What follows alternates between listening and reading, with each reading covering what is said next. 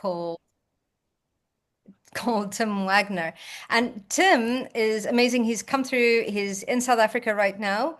And Tim draws on 36 years in business and over 17 years as a speaker, a coach, helping stressed, overworked, and frustrated professionals, which I'm sure there's many of us out there listening to this, um, specializing in self-awareness, resilience, and burnout reversal through breathwork and regenerative health. He delivers his message through interactive keynotes, engaging facilitations, and transformational coaching. Known as the Breathwork Alchemist and specializing in helping his clients to heal from within, Tim combines his years in corporate with holistic approach to health and well-being. And Tim's mantra, and this is beautiful, is live life by your design and not by default. And that's beautiful. And today we're talking about how to breathe through the waves of life. So, Mm. yeah, when you feel like you're drowning and being pulled down by stress, how do you breathe? And when the waters are calm and you're in flow state, how do you stay there and stay functioning at a high level? And then how do you breathe to access higher consciousness and clarity and peace? What a beautiful introduction. Can you tell us a little bit more about you, Tim, beyond the bio, the description? Beyond the bio description, Tasha, David, thank you so much. It's an absolute pleasure to be here. Thank you for the invite and to share a breath of fresh air, let's say that. Yeah, so who's Tim outside that instruction? Dad, husband, travel aficionado, love nature, got to be outdoors, got to be connected to the world, and have to be by water. I've definitely got a water. I'm definitely a water baby there. So I'm blessed to live in a beautiful seaside village, 120 k's outside of Cape Town in South Africa, and we get to breathe in the morning and the sunrise every single day on a lagoon. It's pristine. It's quiet.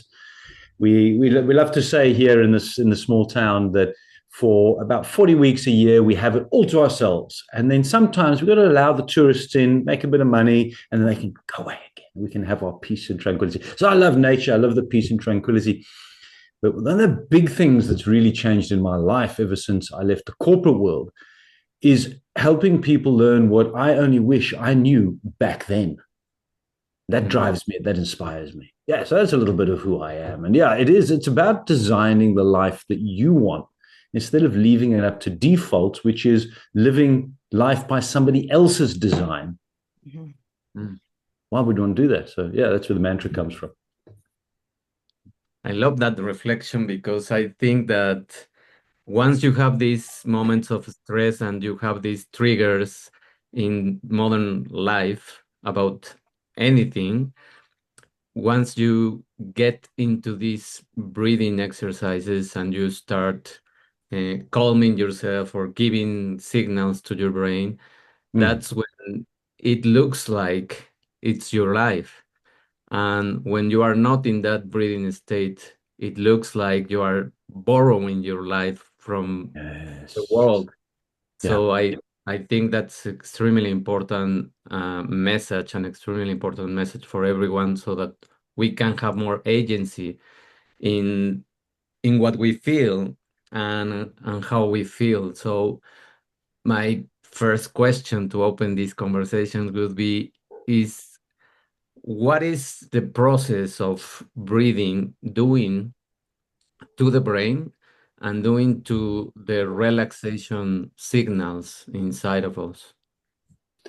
Stunning question. I'm going to answer it with a little bit of a story. It was actually a conversation I had earlier on, looking at doing collaboration with a gent in California who's in IT, and he does problem solving in the IT industry. And I said to him, whenever you go to a corporate and his focus is solving big problems, that's what he does, and he automates systems. He says, but, and I said to him, well, when you go to your clients, how receptive are they to your solution?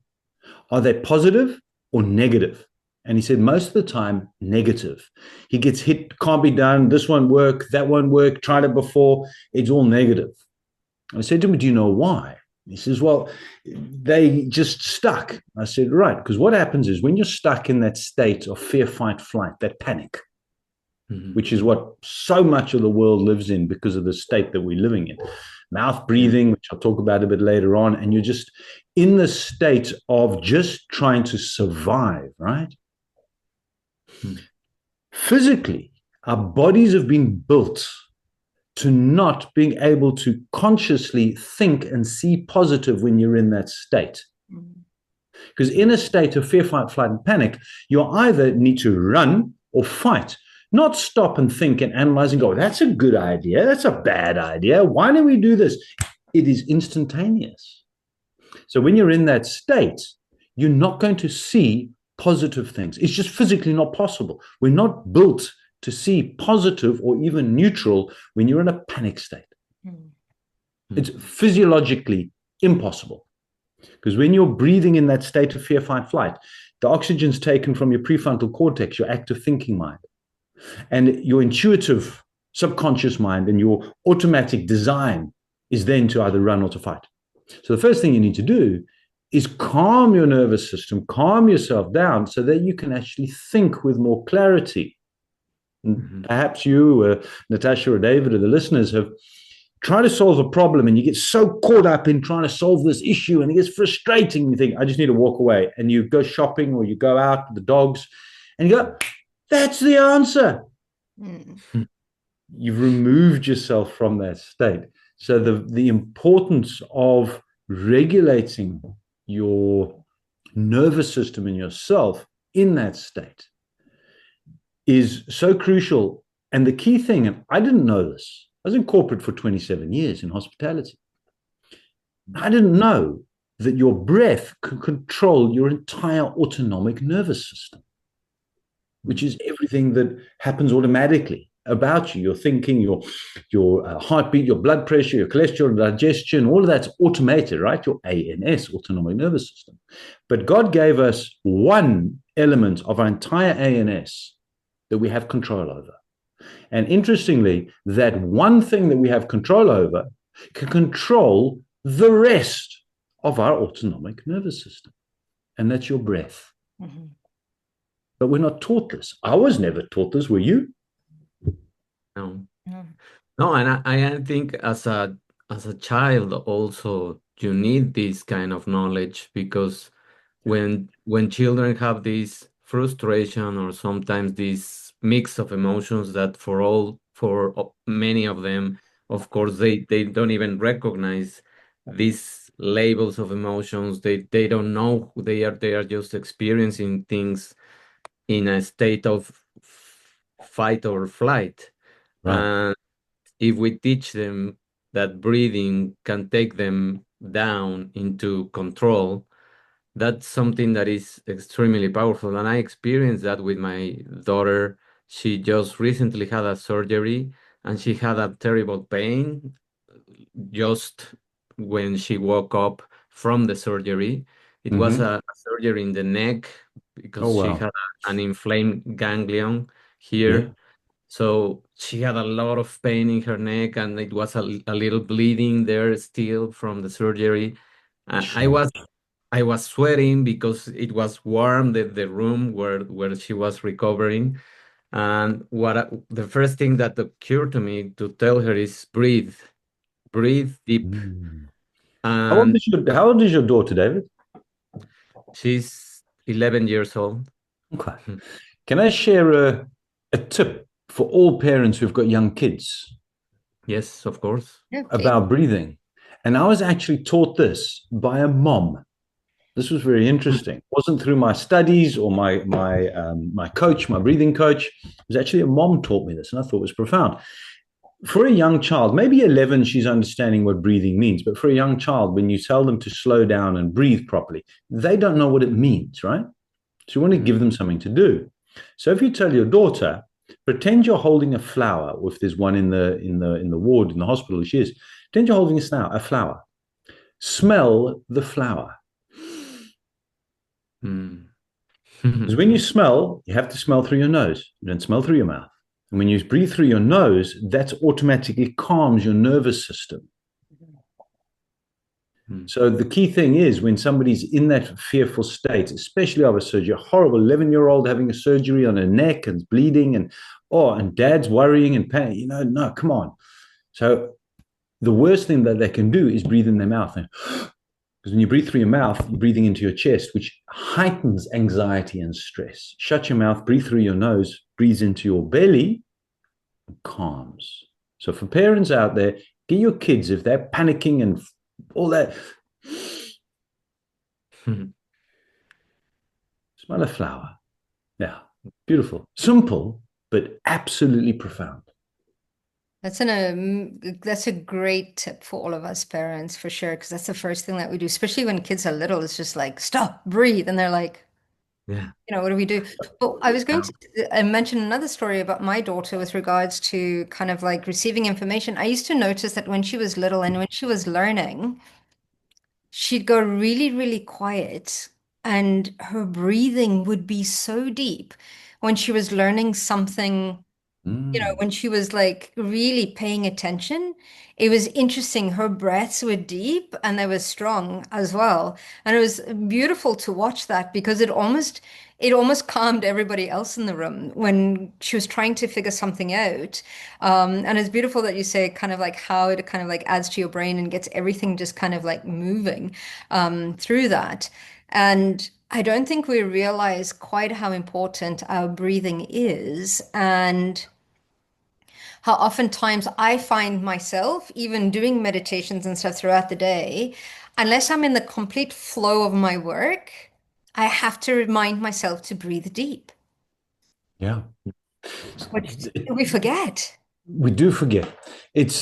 And we're not meant to be focusing on our breathing. Breathe in, breathe out. No, it's No. automatic, but it's being aware. It's what's called being consciously connected to your breathing, conscious connected breather, so that in different states you can click automatically and go, hang on, let me change my breathing. Yeah. Oh, this is a problem.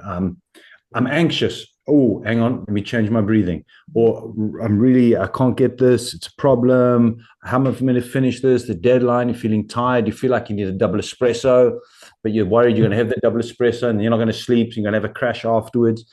And then in that state, there's a different breathing technique. Yeah. And here's what I love about these, Natasha, is that in literally 60 seconds, you can change your entire metaphysical state. That's all it takes. Yeah. It's just 60 seconds. So when I run programs for breathing, I got a 5-week program that I run.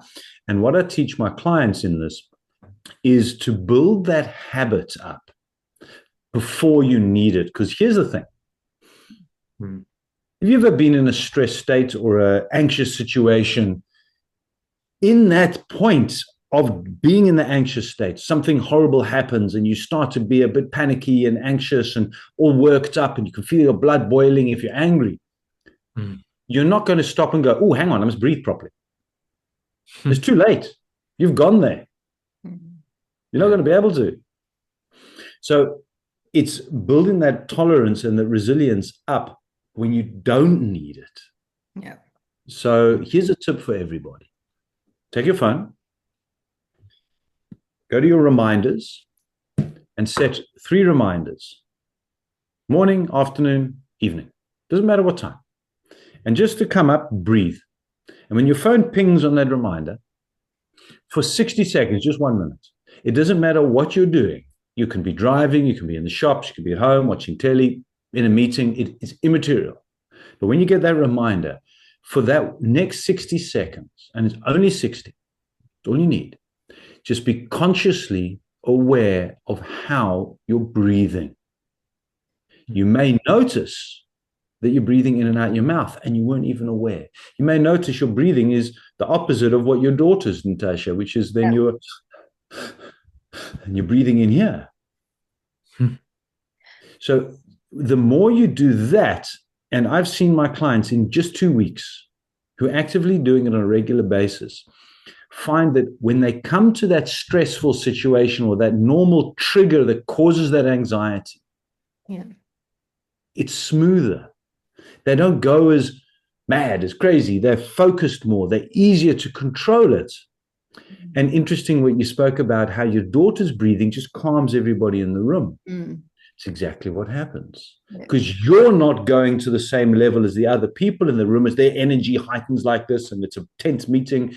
You're remaining calmer. You'll Hmm. find that that impacts other people, especially if you're in a leadership position, teachers, leaders. It just keeps the temper, the temperament just on a little bit level. So it's not as crazy. It still moves, waves of life. Yeah. So that's a powerful thing is learn to pick up these habits of breathing consciously before you need it. Yeah. Yeah. No, that is beautiful. I used to, when I got back into meditating, I used to meditate for, half an hour to find that calm. And then it got to a stage where it literally just took a minute or three breaths, and you're automatically into that calm. But Yes. one Yeah. day, I also had to do a surgery once, and I was one of the first people that came in the morning, and I was in Calgary, and they had us all lined up, ready to go into surgery, and we were hooked up to the heart machine, and I was so bored by that time, and I think I was a little bit kind of like in this excitement, kind of like maybe scared a little bit, and I was like, you know what? I'm gonna mess with the heart machine. So I started really, I would alternate my breathing. I'd go into that like fight or flight that like just through my regulation of my breathing. And the heart monitor was just like all over the place until they came to check on me and they're like, what's going on? And I was like, I'm just testing something. They're like, would you stop doing that? I want to see if you're able to go in. But it was just incredible how the power of your breath, how it absolutely you know, controls your body, your heart, your brain, everything, Yeah. which is incredible. You remind me of research that was done, a little bit of science here for you, but research was done, I think it was the 1990s in the US with 180 fatal heart attack victims. Oh, And what they discovered was that 80% of those heart attack victims were mouth breathers, mm, which indicates a high likelihood that they were permanently living in a state of fear, fight, flight, panic, stress, anxiety. It's exactly what you're talking about. So what happens is over time, it puts so much strain on your heart because you're elevating it so high because you're in that panic state that in the end the heart goes, that's it, I've beaten my beats, I'm done. yeah. So yeah, you breathe in a high anxious state, your blood pressure goes up, your heartbeat goes up, you calm your nervous system, you breathe slow, nice and deep. The optimal breath is 6 a minute, not the 20 or 25 which anxious people breathe. Calms everything, your heart is better, your digestion's better, your blood pressure is improved. Just so much is directly attributed to the power of your breath. Yeah. And two things that you mentioned about how to implement these kind of techniques, I think it's extremely important that we make it a habit, as you mentioned, and we start building that habit because, as you also said, when you are in those situations of stress or you have to quickly think and give a good solution for the things, if you don't have that habit, you won't be able to do it. And you simply will go into the default, which is mouth breathing and which is being stressed and just reactive. Yeah. And the other one is how much we have lost the patience to have these breathing techniques or walking or just distracting from these kinds of problems. The story that you gave us with the person that was in the corporate world trying to solve problems and never finding the solution. Of course, that's what happens in many, many corporate Yeah. situations. They are too stressed, they are just pushing hard, they are just going beyond the limits. And of course, they won't have good solutions and they overwork and they even do it wrong. I Mm, mean, and then they have to repeat, so they mm, completely waste effort in many ways. I mean, mental, physical, and the strain in the heart. That is something that should make people think more about. caring for the heart. It should. You're so right, David. And that's where the challenge came for me, coming from the corporate world, not knowing any of this stuff. And I always say the breathwork discovered me, because I didn't know breathwork existed. I didn't know it was a thing. And it came to me by complete default. I wasn't looking for it at all. It was just, I was just researching. That's what I was doing. I was living at the sea level, by the sea level in Belito. Natasha, you'll know Belito. And one of my goals is to climb Mount Kilimanjaro, which is the highest peak in Africa. And so I was on Google going, how do I train at sea level to climb at altitude? And the first thing that came up was breathwork. What is this breathing thing? I don't know. You know, I've been breathing for 51 years. I think I've got this waxed. I know what I'm doing. I'm here. And the more I started to research, and I found out I have no idea how to actually breathe. That was the beginning of the rabbit hole that I'm still going down now, studying and researching and practicing and teaching and coaching different breathing techniques and regenerative health techniques and just natural ways. And the first thing that I said, why don't people in corporate know this? If I had known this when I was burning out, could things have been different? Could I have handled the situation different? Because the business I was running was struggling because I couldn't find the solutions to the problems anymore. The relationships at work were down the toilet. The relationships at home were stressed. How I'm still married, yes, to the same person, the same lady. How I'm still married, why she put up with me, because I was just not a nice guy, because I wasn't able to cope. And I was just doing, David, what we all do. Push forward, try harder, work more hours, work stronger, keep going, suck down the anger, push, go, go, go. Yeah. And then one day the body says, hey, I warned you. You don't listen. Quits. And that's burnout. Now, I was fortunate. I got out. I saw the signs. I didn't know what it was, but I knew I had to get out. So I quit. I walked out. But for too many people, they don't see the signs. And so here's the thing. Why do we not know this? Why is this not taught? The world is changing and it's evolving, but there's a long way to go before it's actually in place. And it doesn't have to be breathing. There's many different modalities. Natasha, you spoke about meditation, just the 5-minute breaks, just those mindfulness and the balance between your home and the work time, and making sure you get home on time and having that home work life. Because they're combined these days. They're not separate anymore. It's how many people in the hybrid world, they work from home. So there's no more that break between the office and home anymore. You literally walk out the door and you're at home. So there's no gap. So how do you integrate all of this into the world of business now? So it's a slow process, but it's an essential one. And the companies that are applying employee well-being and psychological safety programs, but effective ones, you'll see that those in the years to come will have the best employees. They're going to hold on to the best employees. They're going to function the best. The other ones would continue in a toxic environment. People aren't going to stick around, man. Yes. Yeah, I agree with you, with a lot of people moving as well. And I think that, and I've seen this for the future in the sense of not only having mindfulness integrated into schools from a really young age, but into corporate as well. So mindfulness and breathing, meditation, and mental health, personal development as parts of that as well.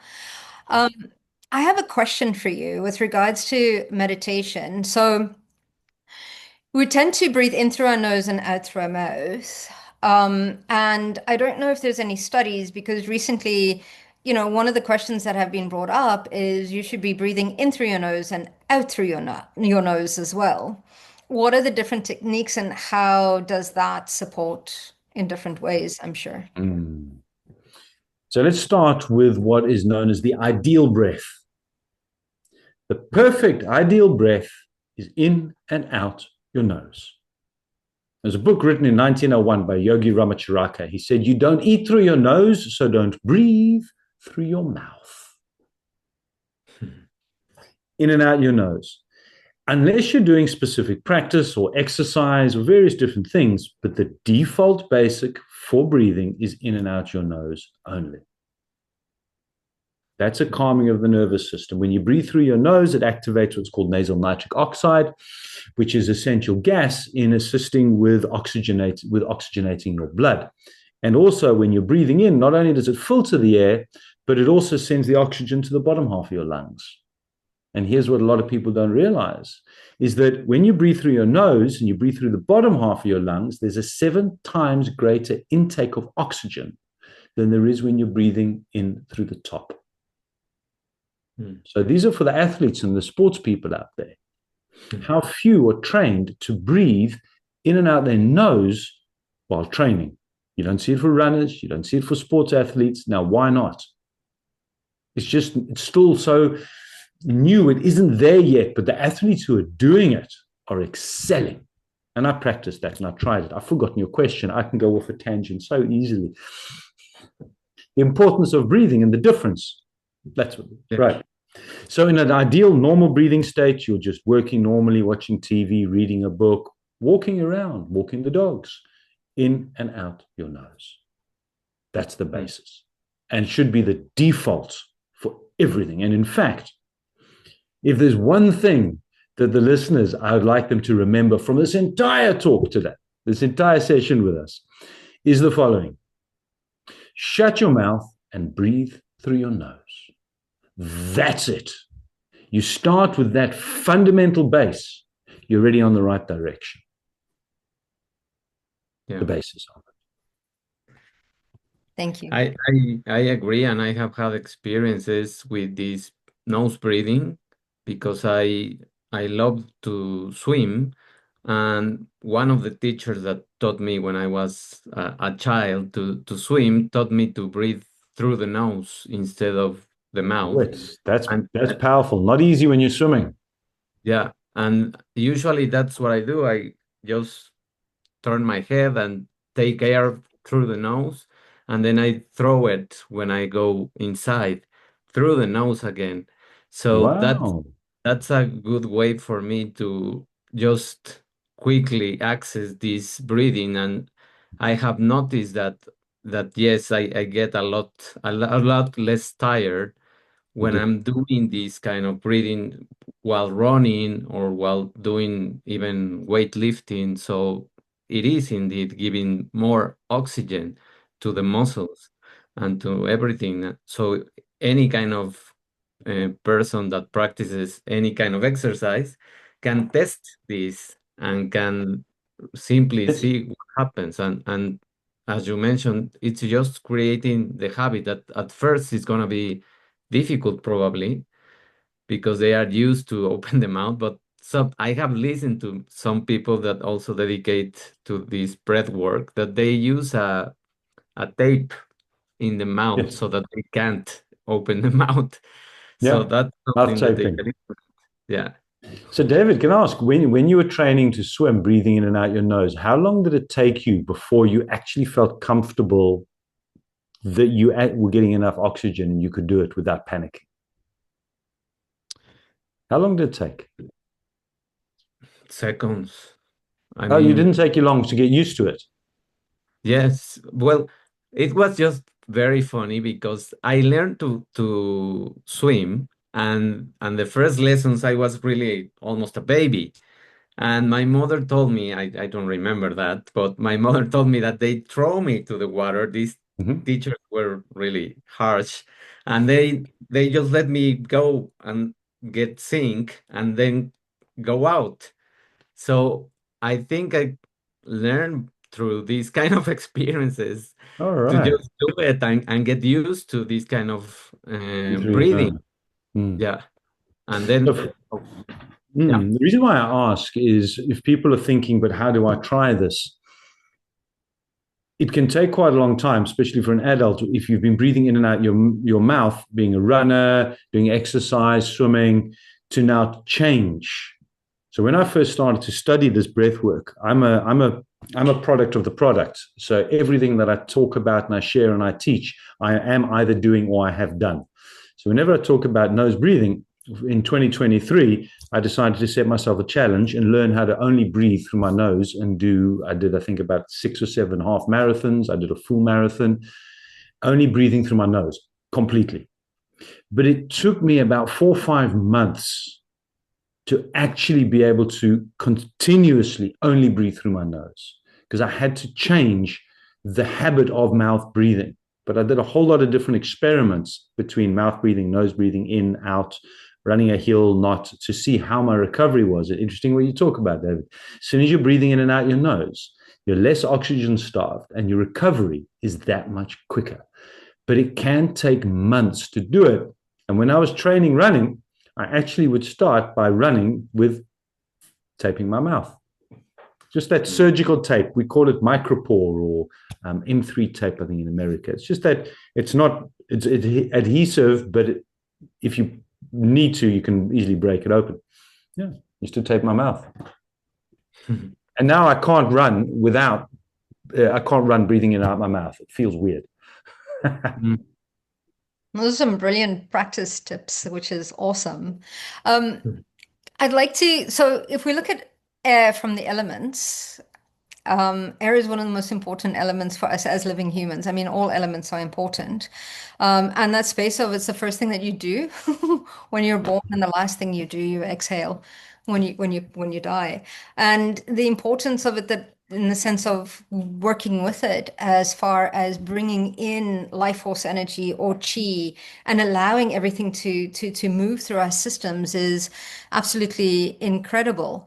And I tend to see as breath and air as the element that connects the physical to the metaphysical, which is quite important from that. And what are your takes on that from, from a spiritual perspective or a metaphysical perspective? I mean, I've done breathwork things that have dropped me into a past lifetime that I've used to heal, or I use it very much breath with regards to somatic work that I do, releasing trauma from the body. What is your take on that, Tim? I used to be a realist. I'm the corporate guy. This is a pen. I know it's a pen because I worked hard for the money and I bought it and I write with it. It's a pen.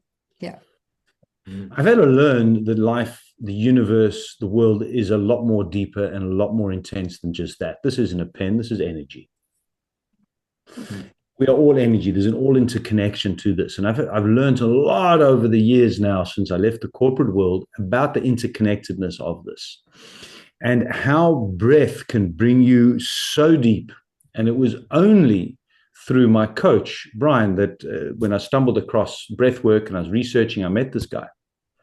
And he started to explain to me and say, but Tim, breathing techniques is not only about helping you feel better in that moment, sort of like taking the painkiller for the headache. Okay, feel better, yes, but breathing can take you deeper to root out the underlying reason that created that headache in the first place. Now, that's going to the spiritual level. That's going a lot deeper. That's looking at the energy of the body. We are light energy beings. And we trap our trauma and our anxieties as energy inside of our bodies. It can be trapped in the muscles, the bones, the heart, and it's in our language anyway. I feel it in my gut. That's energy. He broke my heart. You feel it, right? So it's in our language, but we don't understand and internalize what that means. So what Brian then taught me is a very deep, guided. It's a holotropic breathing, which is mouth breathing in and out your belly, activating your diaphragm. But it puts your conscious thinking mind to sleep and has access to deep theta brainwave state, which is very, very calming. You're fully aware. It's not meditation, not hypnosis. You're fully aware of what's going on, but you're very calm in deep theta brainwave states.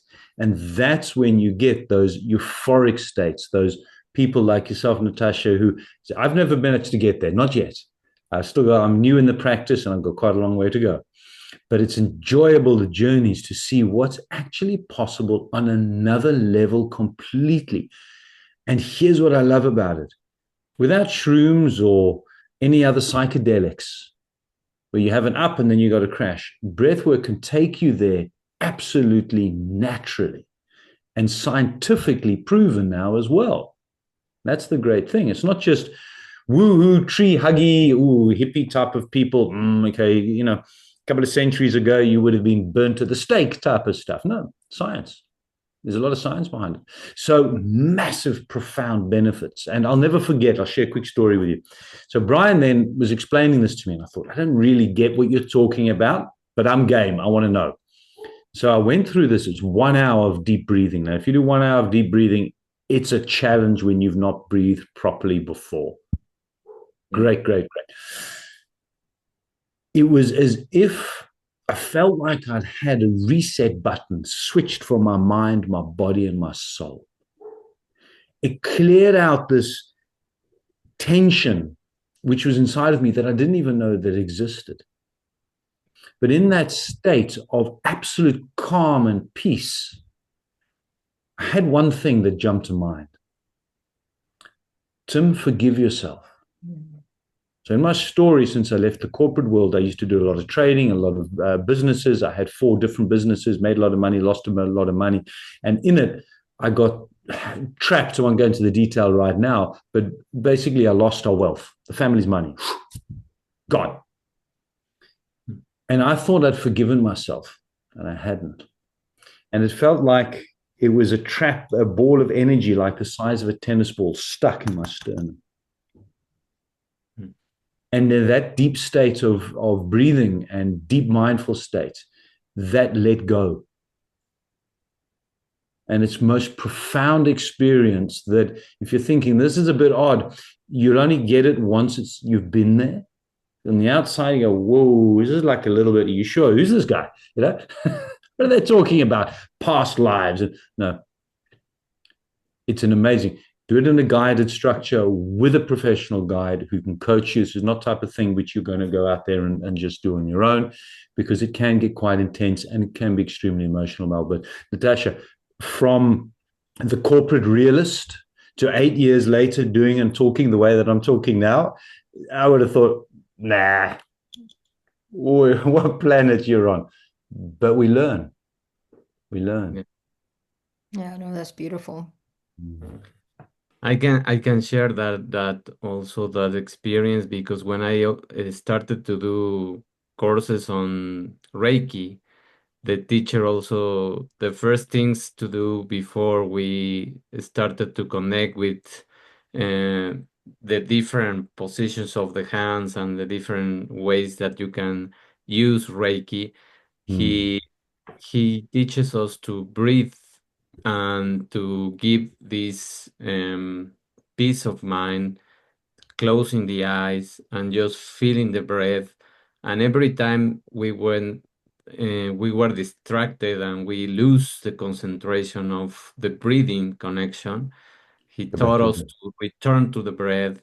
And once you get in that state, yes, you start feeling a lot of emotions and you connect with your emotions in a level that you start just crying. I remember those sessions and I was crying without having a reason or understanding why, but I think it's this process of forgiveness and the process of healing the wounds that you have inside We've all you. got it. We've all So, got it.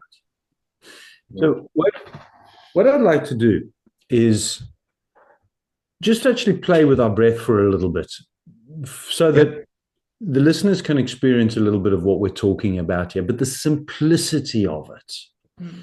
And we'll start with one of my favorite ones and the go-to breathing techniques that I share all the time because it's the simplest and it can be done at any point.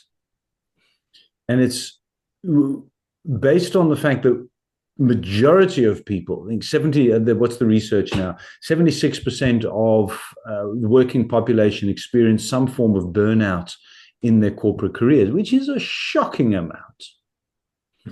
So one of the key breath techniques that I like to share, and it's not mine, I don't own this. I've got video on YouTube about it and there's a lot available, but let's run through it. It's called resonant breath. And we're going to do it. It's going to make us cry. No, we're not going to go to that level. But David, I don't know. We'll have to see what happens. But let's scare the audience off. What we're doing effectively, well, I'll explain afterwards what we do or why it works. Okay. So this is the simple technique, and it takes 60 seconds to do. And you please follow on, everybody. So whatever you're doing, even if you're listening to this while driving, you can still do this. Just don't close your eyes. That would be my request. Otherwise, wherever you are, wherever you're listening, just stop for 60 seconds. Because this is the technique that I coach my clients to do 3 times a day, which I spoke to you about earlier on, morning, afternoon, evening. And what we're doing is you're going to sit comfortably, arms in your lap or on the table, wherever you want. And if you are sitting and able to, you're going to close your eyes. And I just want you to listen to my guidance as I talk through you to you through this. It's very simple. You're going to be breathing in through your nose to the count of 5 and out through your mouth through pursed lips for the count of 5. And we're going to do this just for 1 minute. So I'm going to count for half of it with you. And then afterwards, you're just going to count in your head, count the numbers and visualize the number at the same time. I'll explain why that's important afterwards. Okay, we ready? We good? Lovely. I'm going to count you from 3 to 1. You just let your air out, and then I'll count you in through your nose and out through your mouth. And let your air out. 3, 2, 1. Breathe in through your nose. 2, 3, 4, 5. Out through your mouth. 2, 3, 4, 5. In through your nose. 2, 3, 4, 5. And out. 2, 3, 4, 5. In. 2, 3, 4, 5. Out. 2, 3, 4, 5. Keep counting in your head. And out. Visualize the number. And in. And out. And in. And out. And just sit there peacefully, breathing in your own pace. Just feel the calm in your heart and your mind. Perhaps you're feeling your heart beating slowly in your chest. And when you're ready, you can open your eyes.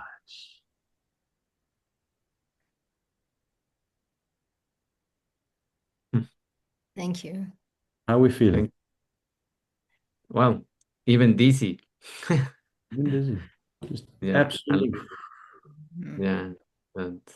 So what happens there is just creating a resonance between your mind and your heart, and you're regulating your nervous system.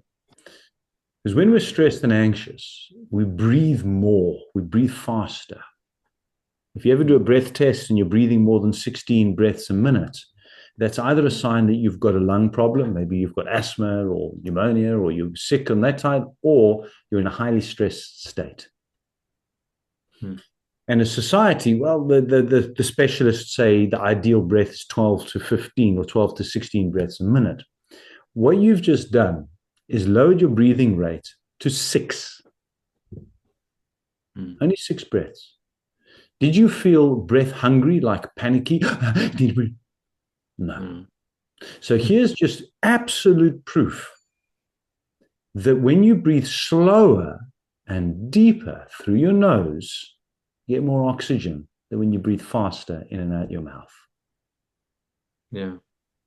Another reason why I said count in your head and visualize the number. Here's why. Now, a lot of breathing people and breath work that I've done miss this. You see, when you're in a high stress state, and perhaps Natasha as a meditator, when you're with your clients talking to people about meditation, they say, I can't meditate because my brain just is going on and on and on and on and on, like it doesn't calm down. Okay. So when you are counting in your head and visualizing the number, what else is your brain thinking about? Nothing. It can't, because you're using your visual and you're counting. So you're visualizing and counting. So then your brain's going to forget about all the other things. Yes, it can take a bit of practice, but once you've got it, in 60 seconds, you will calm yourself. So if you're going to do a presentation, you're planning to go into a boardroom, and you've got this document, there's all these people around, and now you start panicking. Am I going to get this right? Are they going to listen? Am I going to get the words out right? You've got to do a proposal. While you're having the conversation or you're sitting in the boardroom table before you stand up, do your presentation, do this breath. Nobody's going to know. I teach this to professional speakers before they go on stage when you're standing in the wings and somebody's introducing you and the butterflies are going all over the place. And they're going, what's my name? What's my name? What's my name? What's my first line? What? If it's a professional speaker, the most important thing is that first line. And they go on stage and go, I don't remember anything. So while you're waiting,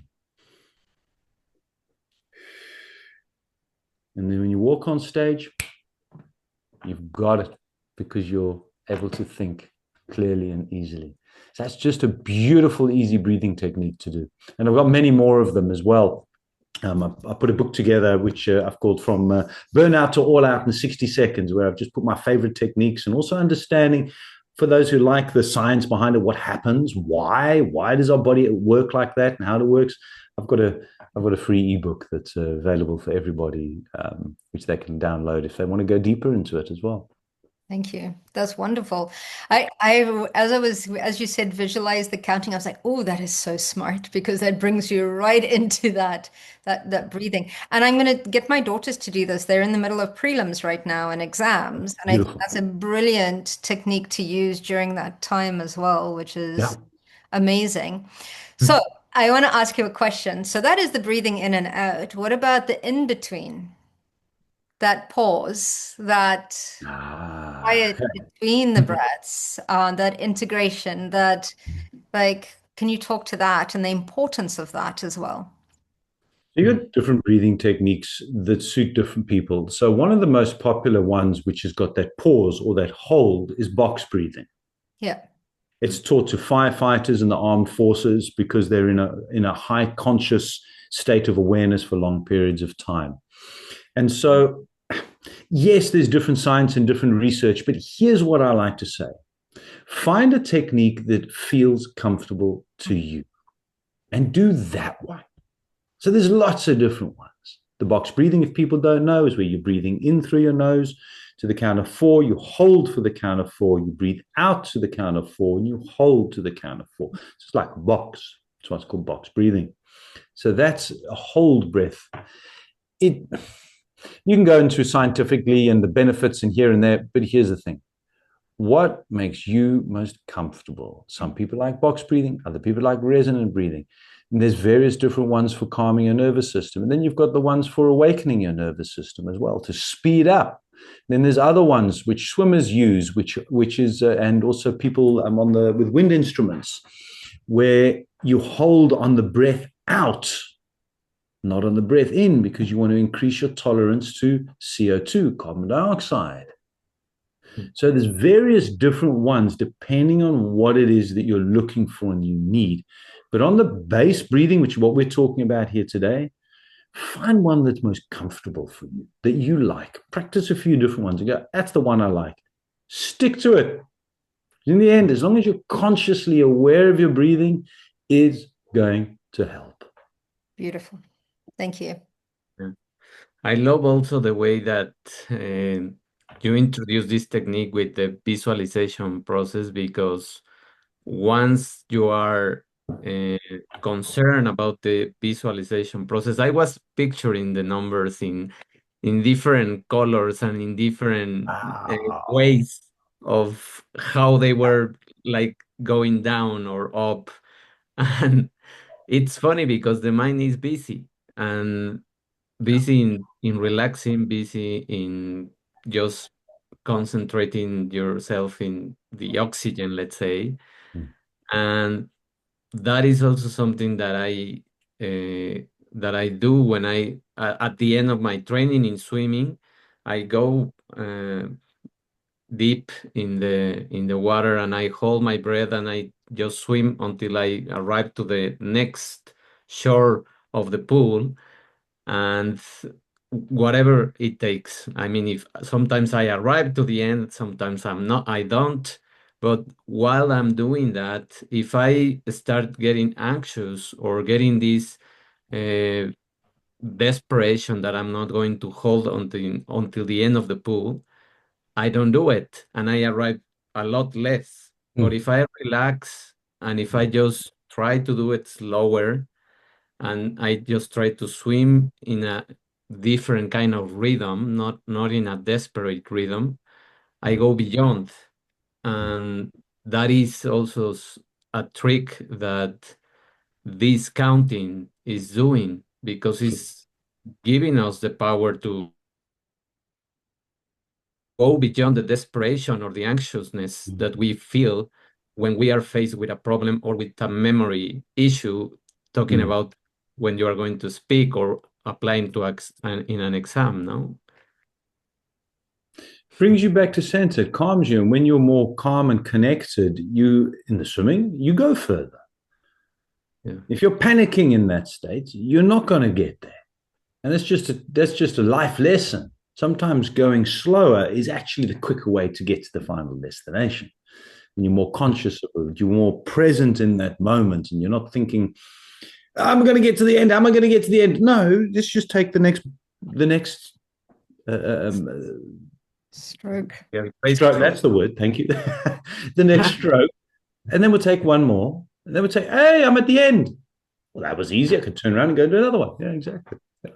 And that's just a beautiful lesson of life, is being present. And that's what breath work does. It brings you back to presence, because the only time that we have is here and now. Mhm. Mhm. And that's what I That's enjoy about my meditating is or actually when I'm working in that space of the Akashic records, because I'm in a meditative state, I'm at this, what I call a 0 point, because you're walking between worlds. So there's absolute neutrality in between all of that. And that is so calming, in that sense. And I find it so beautiful that when I'm doing kind of, say, for example, either somatic work, or if I'm doing craniosacral therapy, which is one of the modalities that I'm trained in as well, is we're forced to, not forced, what we're taught to watch the body. And when the body exhales, because we bring people into this point of the 0 point, or the point of neutral, where the body Mhm. is actually integrating or healing itself, because we're watching the waves of the cerebral spinal fluid when we're working through that.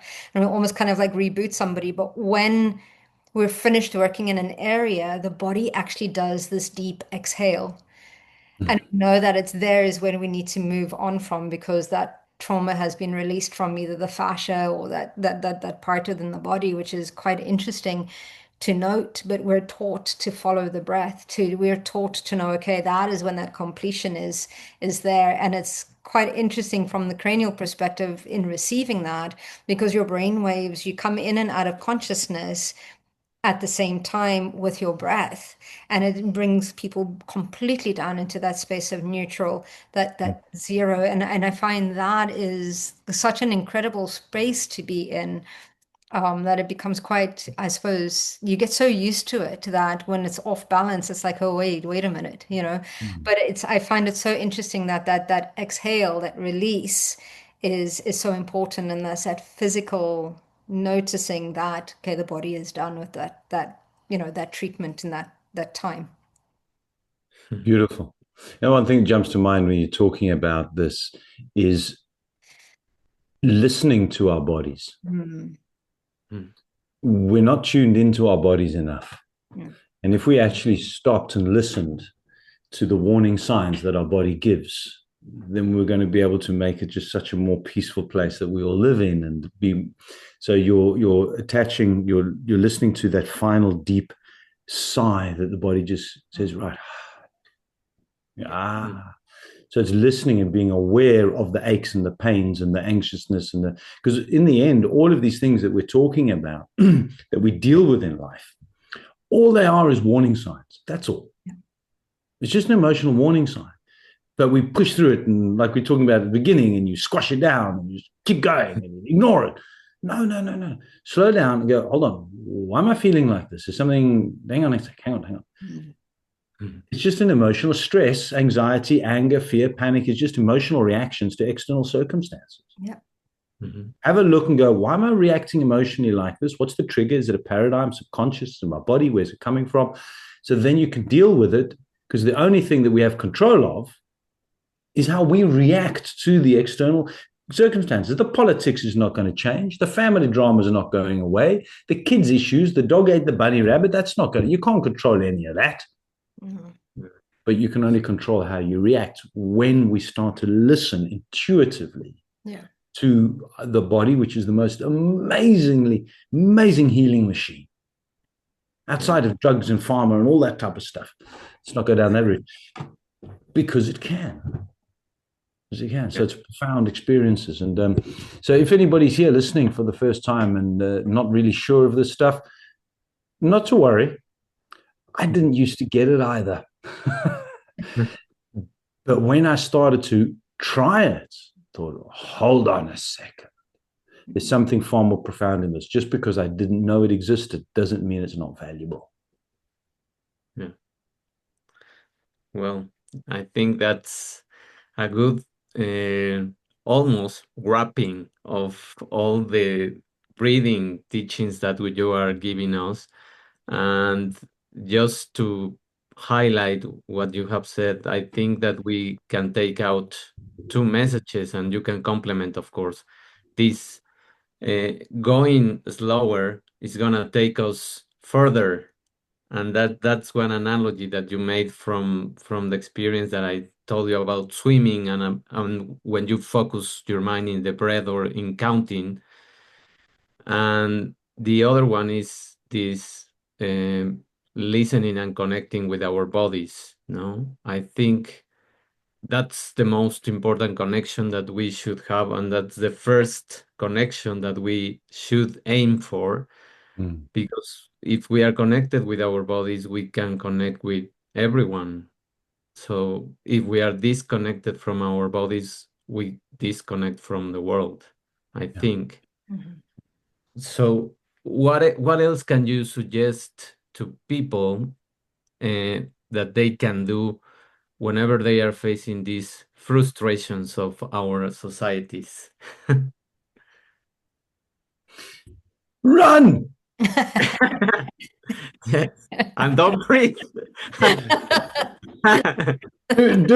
what the wife do it. Let's see if do you what can the do wife it. and I did in 2021 after the pandemic. We sold our house, we gave away our possessions, we bought a van, and we traveled the country for a year and a half to get away.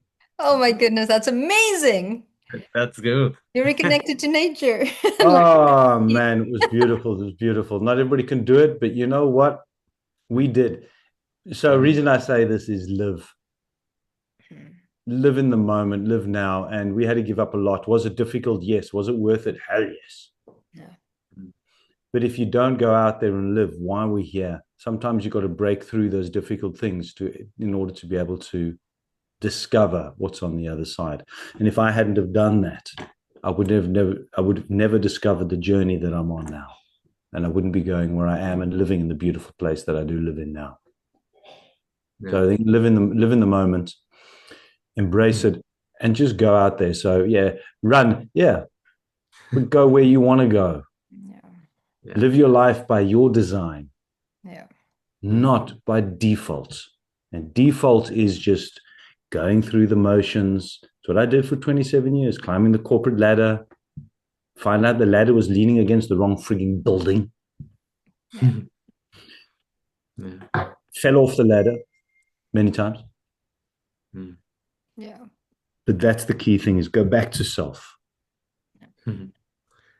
Thank you. Beautiful. Thank you. Beautiful. How do people get a hold of you? I know we'll put it down in the comments and stuff, but what's the best way to get a hold of you, Tim?